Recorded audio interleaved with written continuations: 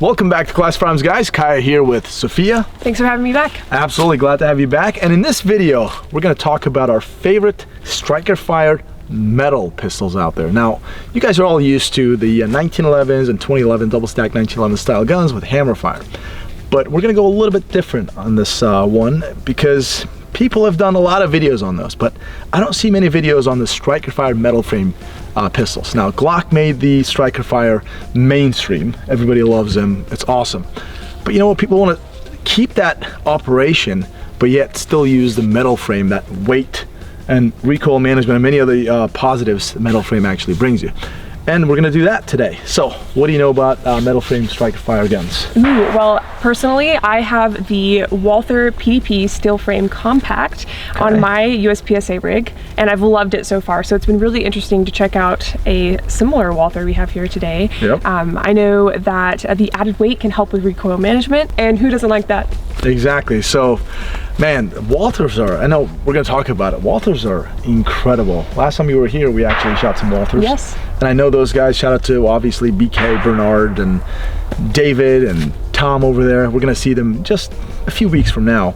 But I love them, and with that being said, we have a Walther here. Let me go over some of the guns that we have here, and let's talk about which ones we like and some of the parts that we liked about them, because we did shoot them. So you guys are gonna see our footage on the screen and talk about some of the points. All right, so number one we have, and by the way, when I say number one, it's closest to me. This is not like the best or worst.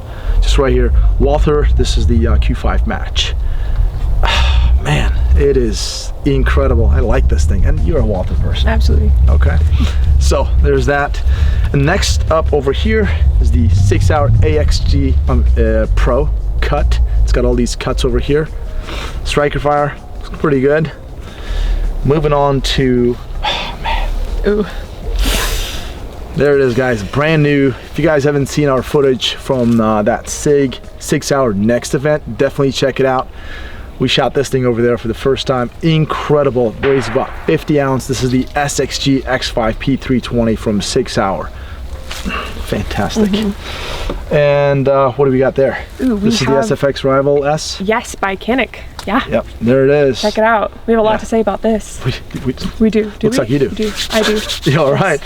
Moving on to, now these are more competition style. If you look at them, they're just this big, heavy metal guns. There's just, I mean, Q5 Match, the name on it, right? But, you know, we wanted to include a couple other more like combat style guns. This is the Daniel Defense H9 here from the Hudson H9. This is the remake. It's actually a pretty cool gun. It's different. Daniel Defense did a good job. It's actually a very well balanced gun, but it is a carry gun, all metal carry gun. And then we've got the MMP M2.0 comp carry metal. A lot of names. It's a long name right here. This guy, actually, I'm super impressed with this thing when it comes to what Smith & Wesson did. Smith actually went ahead and made a metal gun that weighs pretty much almost as much as the polymer one, which is, I think, very, very impressive. So let's talk about which one do we let's start with the actual Walther. What did you think about this one?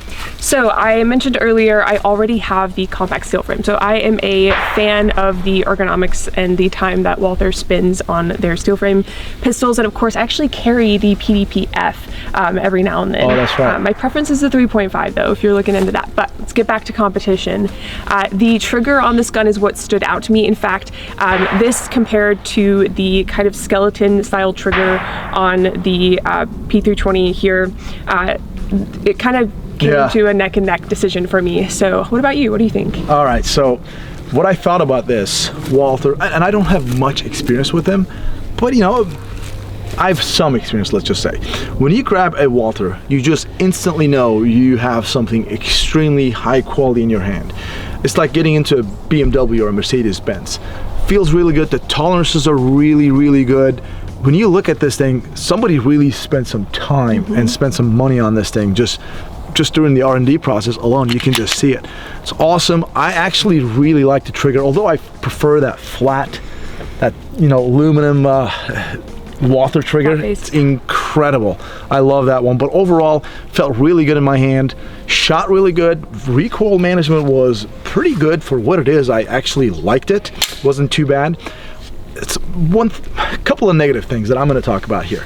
Now, if you guys see this little narrowing down, I've never been a fan of this little narrowing down top slide on any guns. Okay. I've like Beretta 92s, like I just don't like them. That's just, I don't know if my eye suddenly goes to that little narrow end of things. It just, maybe because I'm really used to Glocks.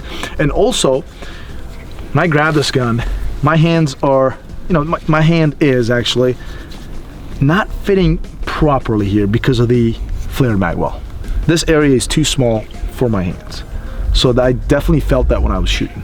Those are a couple things. Other than that, this gun shot really well. I liked it. Let's move on to the Sig Sauer XFIVE Pro P320. Now, what did you think about this? So I found the aluminum frame, of course, compared to the steel frame here. I like that we had both today. I found that it was more maneuverable, and I appreciate that about this. If I had to choose one for competition specifically, I would of course gravitate towards that full steel frame. I've always appreciated the flat-faced trigger style of the that Sig brings into a lot of their models, like the 365, and it felt a lot like that when I shot it. So it felt familiar. I think it's very familiar. Yes. Absolutely. So what about you? What'd you All think? right, yeah, good points. For me, I actually thought this grip was a little bit too fat. Even though I don't have small hands, just that doesn't mean it's a bad grip or it's crazy. It just really affected my shot. It's not. I'm just nitpicking here, so especially when compared to the SXG, which I'm going to get to. I found it a little bit fat, maybe ergonomically not all that pleasing for me. And trigger was fantastic. I liked it. It's a little bit heavy, right? But it's supposed to be, right? So just a little decent reset, very positive, and then that's it. I call it 5 pounds, 4.5 to 5, at least 5 pounds. Felt pretty good. I actually did not like the sights on this one, just like the M17, M18. It's got those, they're good for combat sights, right? But for what it is, even for combat, I've got some other better options for me. So I wasn't a big fan of these chunky kind of sights. That's what I'm thinking. When it comes to shooting this thing, recoil management was okay.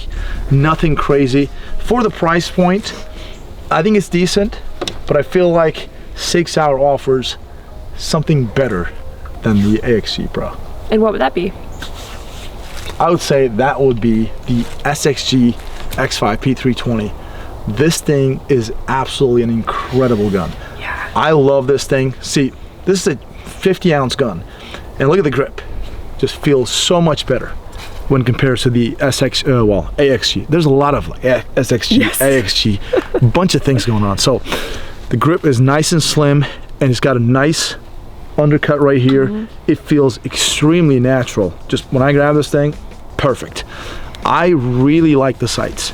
Now, it's got these black rear sights. There's a lot of guns out there that offer the black rear sights, but this is the size of it is so perfect. I don't know how to explain it, but overall this is very well done. I like these nice cuts right here, removed a lot of weight, so when you're shooting this thing, the gun doesn't just dip down. Right. It just stays on target. Super light.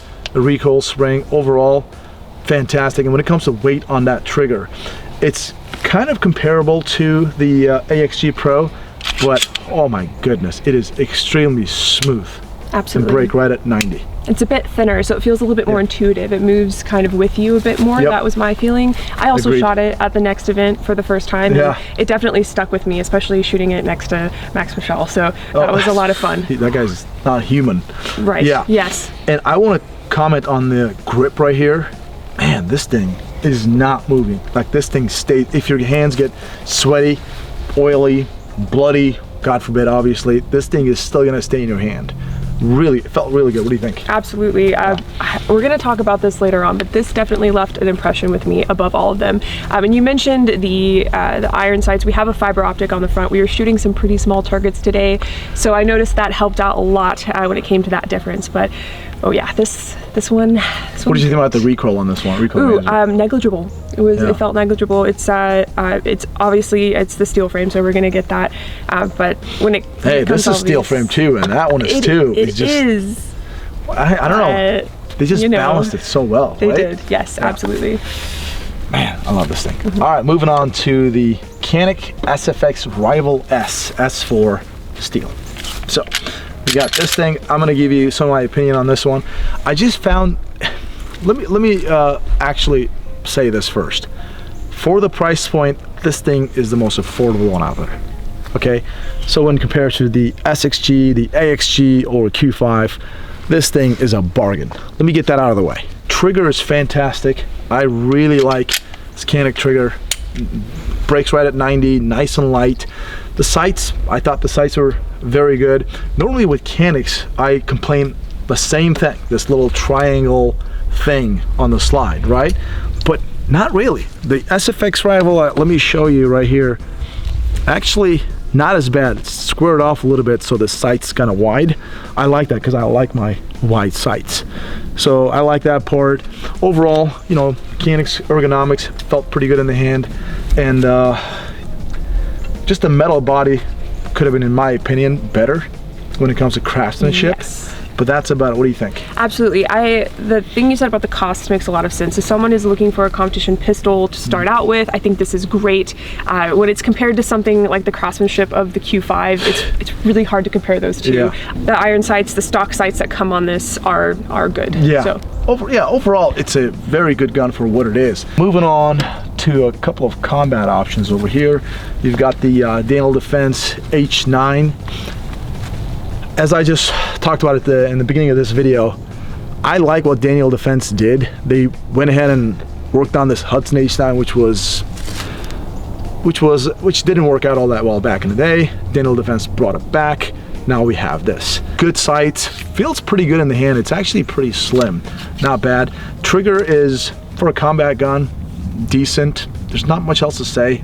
Just a good old combat gun. Absolutely. It was the first gun I shot today in this kind of cold and dry weather, so I didn't have a particularly good experience with it, but that could be user error, so I'll be on the other side of that.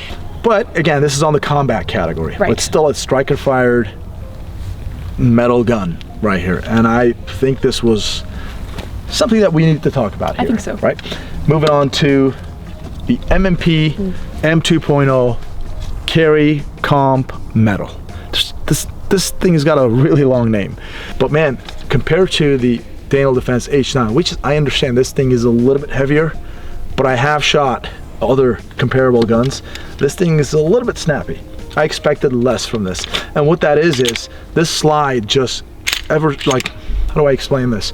It violently hits the wall, just like that, and you feel every bit of that. So perhaps needs some tuning. That's all I could say. Trigger is okay. You know, I'm glad it's not that hinge trigger that we all pretty much hate. It's not bad. The feeling, like the ergonomics of this gun, I love. It's nice and slim, and Smith is actually known for that. Awesome texture, like grip texture, and just feels really good in the hand. When I grab this thing, it is not gonna move. Looks also good too. So I thought this gun was, when it comes to a shooting experience, it wasn't all that good when compared to the H9 right here. I'm not even gonna go ahead and compare it to the other guns. So I love that you mentioned the grip, because it was a bit rough on the feel when I was shooting. And again, we are out in the cold and the dryness, so I think it could have been a little bit of that. No, but this is actually a very good point. Now, there we go. A lot of guys out there, folks out there who stipple their guns, they're like, oh, you know, I wish that the grips were like, the stippling was more aggressive. Guys, there's a fine balance. Absolutely, and one benefit of this gun, if you're looking to kind of cross over your concealment journey with some competition shooting, you can shoot from inside the waistband. So if you're interested in buying one gun that serves both purposes, I actually think this is a great option. Between these two, Hudson, Daniel Defense H9 versus the Smith, which one would you pick when it comes to combat option? Absolutely. Well, I would wear a tank top between my holster and my skin, and I would throw on the M&P. All right. What about you? I'm going to be honest with you. I will go with the M&P as well. Although it's I understand this thing recoiled like crazy for me for what it is. This gun is awesome. It is. Feels really good in the hand. The craftsmanship, this metal body, you can just tell someone just did this with some love, right?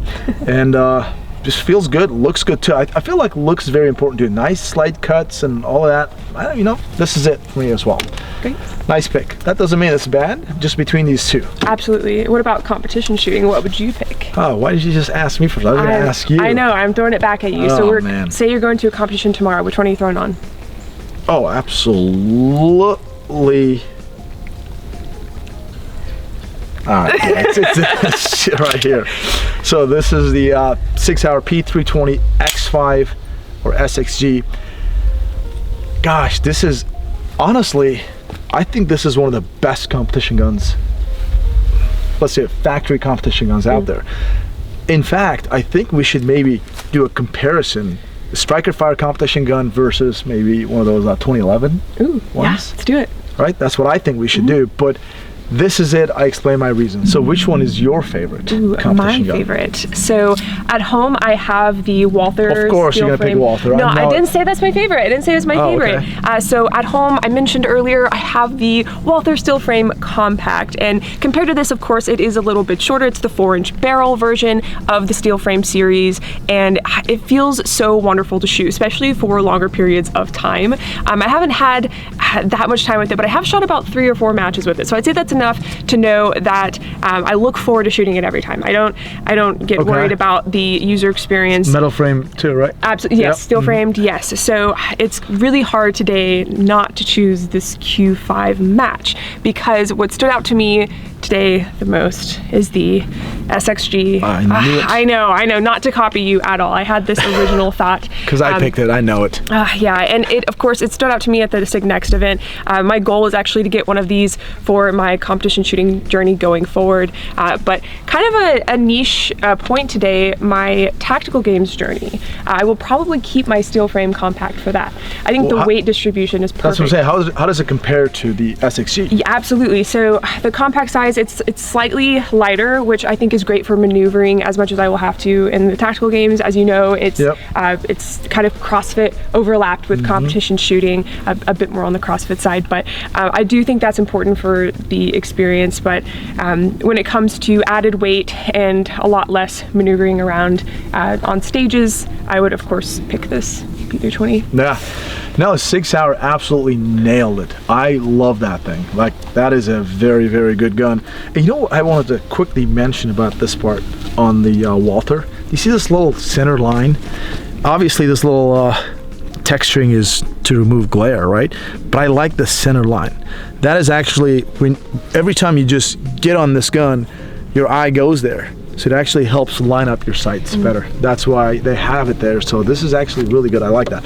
So, all right, which gun you wouldn't take to a competition? Would not take. I have to say the Canik, and this is if I had I've had no budget, right? Yeah. So if I was limited, I might go with this. But as far as the comfort shooting this today, it was my least favorite, I have to say. Oh, yeah. What about you? Should I even put it down? Yeah.